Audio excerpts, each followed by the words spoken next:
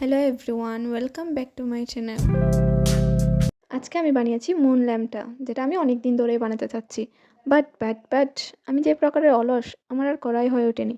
চলো আজকে সব আলসেমি বাদ দিয়ে বানিয়ে ফেলি এবং তোমাদের সাথেও শেয়ার করি। তো এই মুন ল্যাম্পটা বানানোর জন্য ফার্স্টে আমাদের লাগবে বেলুন। এরপর আমি একটা বাটির মধ্যে আটা আর পানি ভালোভাবে মিক্স করে নিয়েছি। এরপর আমি টিস্যু নিয়ে বেলুনের গায়ে আটা পানি মিশ্রণের সাহায্যে লাগিয়েছি। আমি একটা টিস্যু লাগাচ্ছি আর ভাবতেছি টিস্যুগুলো ছোট ছোট কেটে লাগালে ফিনিশিংটা ভালো আসতো। তবে তোমরা চাইলে ছোট ছোট কেটে আটা পানি দিয়ে লাগাতে পারো। আমি যখন না কেটে লাগিয়ে ফেলছি, তাহলে দেখা যাক কেমন হয়।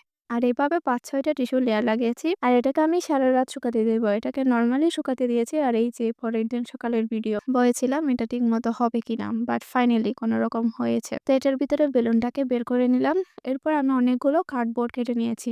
আমার কার্ডবোর্ডটা একটু পাতলা হওয়ায় আমি এখানে 4টা করে কার্ডবোর্ড আটা দিয়ে এভাবে লাগিয়ে নিয়েছি। আমি এরকম 6টা বানিয়েছি। এখন কার্ডবোর্ডগুলো টিস্যু দিয়ে মুড়িয়ে আটা পানি মিশ্রণগুলো লাগিয়ে দিয়েছি। তো এখন কার্ডবোর্ডের বেসগুলো রং করার পালা। তবে দুঃখজনক বিষয় হলো রং করার সময় ক্যামেরা অন করতে ভুলে যাই। তো রং করা শেষ করে আমি যখন ক্যামেরা অফ করতে যাই, তখন দেখি ক্যামেরা আগে থেকেই অফ। একটা সোজা সাপটা শেপ দিয়েছি।